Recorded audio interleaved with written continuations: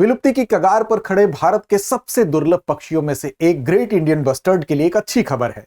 10 साल बाद गुजरात में ग्रेट इंडियन बस्टर्ड के एक चूजे का जन्म हुआ। अब ये जन्म सिर्फ एक जन्म नहीं है, बल्कि हम कहें तो भारत के कंजर्वेशन एफर्ट की एक बड़ी सफलता है। अब ये जन्म एक विशेष तकनीकी के माध्यम से हुआ है।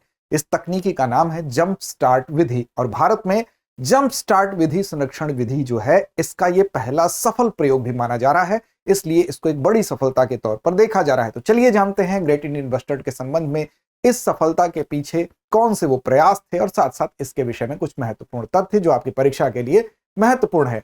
तो चलिए शुरुआत करते हैं। सबसे पहले जानते हैं, चूंकि ये एक ऐतिहासिक घटना है, 10 साल बाद गुजरात में ग्रेट इंडियन बस्टर्ड के चूजे का जन्म होता है। जंप स्टार्ट विधि का प्रयोग किया जाता है, और इस विधि का भारत में ये पहला सफल प्रयोग है, इसलिए बहुत इंपॉर्टेंट है आपके लिए। ऐतिहासिक घटना इसलिए भी क्योंकि 10 साल बाद, एक दशक बाद, अब देखिए गुजरात में अगर देखें तो जीआईबी की जो संख्या थी वो केवल 3 बची थी, और 3 की तीनों क्या थी, मादा थी। तो वहां पर ऐसे में एक चूजे का जन्म होना अपने आप में एक महत्वपूर्ण घटना है, क्योंकि आप जानते हैं कि ऑलरेडी ये IUCN की रेड लिस्ट में क्रिटिकली इंडेंजर्ड श्रेणी में ग्रेट इंडियन बस्टर्ड को शामिल किया गया है, और इसके लिए बहुत पहले से प्रयास भी चल रहे थे। अब ये ऐतिहासिक घटना एक दिन में नहीं घटित हुई है, बल्कि इसके लिए पिछले 4 सालों से प्रयास चल रहा था। अब ये संरक्षण तकनीकी भारत में चूंकि पहला सफल प्रयोग हुआ है, विशेष संरक्षण ये प्रयास है, तो इसलिए संरक्षण तकनीकी के विषय में भी जानते हैं कि कैसे आखिर ये सफलता मिली है। तो देखिए, सफलता के मिलने की पूरी कहानी शुरू होती है कहां से? शुरू होती है कहानी ये आपके राजस्थान से शुरू होगी और गुजरात तक समाप्त होगी। अब राजस्थान से शुरुआत कैसे हुई? देखिए, सबसे पहले आप समझ लीजिए, जो एग होते हैं जीआईबी ग्रेट इंडियन बस्टर्ड का जो एग होता है, 2 तरीके का है। एक तो इनफर्टाइल है, यानी कि जिससे कि चूजे का जन्म नहीं हो सकता है, और दूसरा एग होता है जो फर्टाइल होता है, यानी कि जिसमें नर पक्षी का स्पर्म होता है और उससे चूजा बनने की उसमें कैपेबिलिटी होती है। अब यहां पर जो गुजरात में जो 3 जीआईबी थी, ग्रेट इंडियन बस्टर्ड थी, वो तीनों की तीनों मादा थी, और उनका जो एग होता था, साल में एक ही बार एक अंडा ये देती है। अब ऐसे में जो मादा है उसका जो एग था वो इनफर्टाइल श्रेणी का था। अब इसके लिए इस तकनीकी का सफल प्रयोग इस तरह से किया गया है कि गुजरात में जो 3 मादा थी, तो उनके इनफर्टाइल एग की जगह जैसलमेर ब्रीडिंग सेंटर से फर्टाइल एग को रिप्लेस कर दिया गया, यानी उनके अंडे की जगह उसको हटाकर और रख दिया गया फर्टाइल एग, जिसमें की ये कैपेबिलिटी थी कि उससे चूजा निकल सके। क्योंकि एक विशेष प्रक्रिया होती है, ये जो मादा पक्षी होते हैं अपने जो एग होते हैं, अपने अंडे होते हैं, उनको सेने का काम करते हैं, जिसको कि प्राकृतिक मातृत्व कहते हैं, हम मैटरनल इंस्टिंक्ट कहते हैं। अब इस सेने की प्रक्रिया में अगर इनफर्टाइल एग होगा तो उससे चूजा नहीं निकलेगा, लेकिन उसी की जगह पर अगर फर्टाइल एग रख दिया जाएगा तो उससे चूजा निकलेगा, यानी कि ग्रेट इंडियन बस्टर्ड की संतति आगे बढ़ेगी। इस प्राकृतिक मातृत्व, जिसको सेने की प्रक्रिया कहते हैं, कि सेया जाता है मादा पक्षी के द्वारा, मैटरनल इंस्टिंक्ट की प्रक्रिया के लिए फर्टाइल एग का होना जरूरी था। अब ये फर्टाइल एग कहां से लाया गया? तो जैसलमेर ब्रीडिंग सेंटर से फर्टाइल एग 770 किलोमीटर की दूरी तय करता है, और इसको ले आया जाता है एक विशेष तरीके से। अब इसके लिए जो एकदम नवजात एग है उसका चुनाव नहीं किया जाता है, क्योंकि एकदम शुरुआती एग जो होता है वो बहुत कमजोर होता है, टूटने फूटने का डर होता है, इसलिए 15 से 16 दिन पुराने एग का चुनाव किया गया, और इसको शॉक प्रूफ इंक्यूबेटर में, यानी कि shock proof portable incubator, portable का मतलब जो एक जगह से दूसरी जगह ले जाया जा सके, इंक्यूबेटर जिसमें कि तापमान वगैरह सब कुछ नियंत्रित रहे, जिसमें कि जो आप एग है वो सुरक्षित रहे। तो 15-16 दिन पुराने एग को इस शॉक प्रूफ, मतलब जिसमें झटका वटका लगे तो टूट फूट ना हो, ऐसे इंक्यूबेटर में इसको ले आया गया 770 किलोमीटर की दूरी तय करके। कहां पर? गुजरात में। और यहां पर जो पहले से एक, हम कह सकते हैं, जो ग्रेट इंडियन बस्टर्ड मादा थी उसको चिन्हित किया गया था, और उसके एग की जगह, इस दूसरे इनफर्टाइल एग की जगह फर्टाइल एग को रिप्लेस कर दिया गया।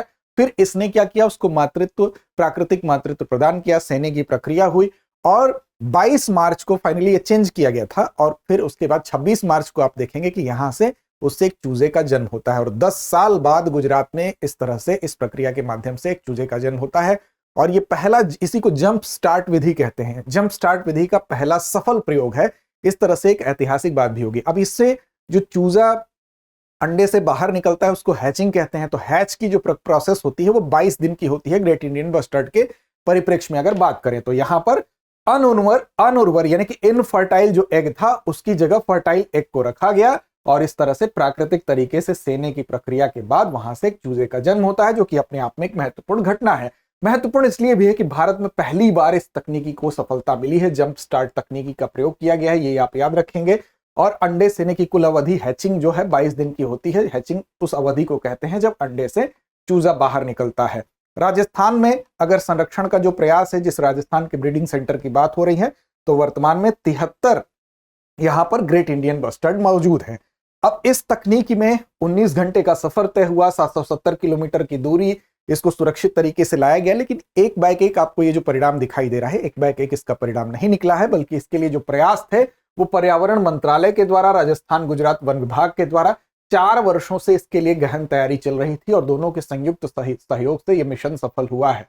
और साथ साथ अगर आप देखेंगे तो यहाँ पर भारतीय वन्यजीव जो संरक्षण संस्थान है उसका भी इसमें सहयोग रहा है। अब जरा सा कुछ मूलभूत चीजें जान लेते हैं द ग्रेट इंडियन बस्टर्ड के बारे में, ये क्यों महत्वपूर्ण है। तो देखिए, द ग्रेट इंडियन बस्टर्ड की जब बात होती है तो ग्रेट इंडियन बस्टर्ड एक तो राजस्थान का राजकीय पक्षी भी है, ये भी आप याद रखेंगे, और साथ साथ दुनिया के सबसे भारी पक्षियों में से एक है जो उड़ सकता है। तो उड़ने वाले पक्षियों में, दुनिया के सबसे भारी उड़ने वाले पक्षियों में से एक है। और मुख्य तौर पर अगर देखें तो ये कहां पर पाया जाता है, तो जहां पर शुष्क घास के मैदान होते हैं या झाड़ीदार क्षेत्र होता है वहां पर ये पाया जाता है। और साथ साथ भारत में अगर देखें तो राजस्थान में इनकी संख्या सर्वाधिक है, विशेष तौर पर जो थार का मरुस्थल वाला क्षेत्र है, और वहां पर अगर जिलों की बात करें तो जैसलमेर और बाड़मेर में। लेकिन इसके अलावा कुछ छोटी संख्या अन्य राज्यों में भी दिखाई देती है, जैसे कि गुजरात में, जैसा कि बताया गया 3 मादा यहां पर ग्रेट इंडियन बस्टर्ड की थी। इसके अलावा महाराष्ट्र, कर्नाटक, आंध्र में भी बहुत छोटी संख्या इनकी है। भारत में ग्रेट इंडियन बस्टर्ड जो है, इसकी 4 बस्टर्ड की 4 प्रजातियां हैं, जिसमें से एक ग्रेट इंडियन बस्टर्ड है। इसके अलावा अगर आप देखेंगे तो लेसर फ्लोरिकन इसकी एक प्रजाति है, बंगाल फ्लोरिकन एक प्रजाति है, और साथ साथ मैक्विन बस्टर्ड इसकी एक प्रजाति है। उसी में ग्रेट इंडियन बस्टर्ड भी है। सर्वाहारी होते हैं, ये सब कुछ खाते हैं, यानी कि वेज नॉन वेज दोनों खाते हैं।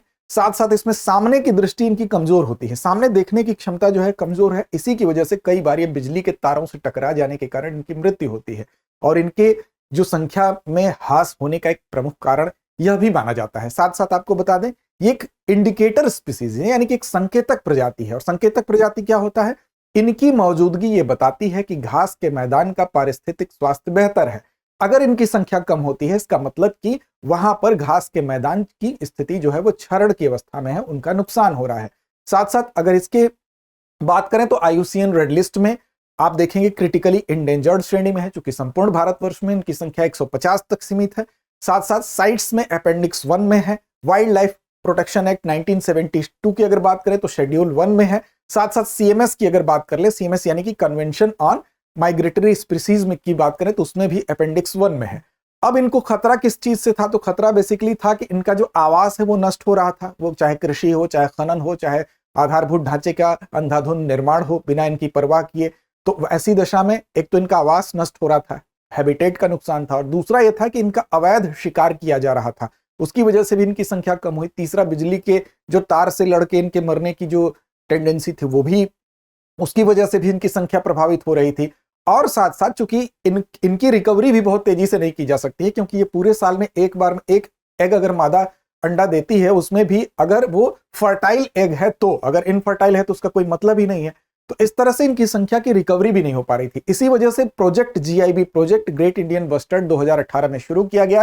बेसिकली वो पर्यावरण मंत्रालय, राजस्थान वन विभाग के द्वारा और साथ साथ भारतीय वन्यजीव संस्थान के द्वारा। और उसी का परिणाम यह है कि 4 साल के गहन शोध के बाद ये जो तकनीकी है जिसकी हम बात कर रहे हैं, जंप स्टार्ट संरक्षण विधि, उसका प्रयोग किया गया और उसका ये पहला सफल प्रयोग भी है।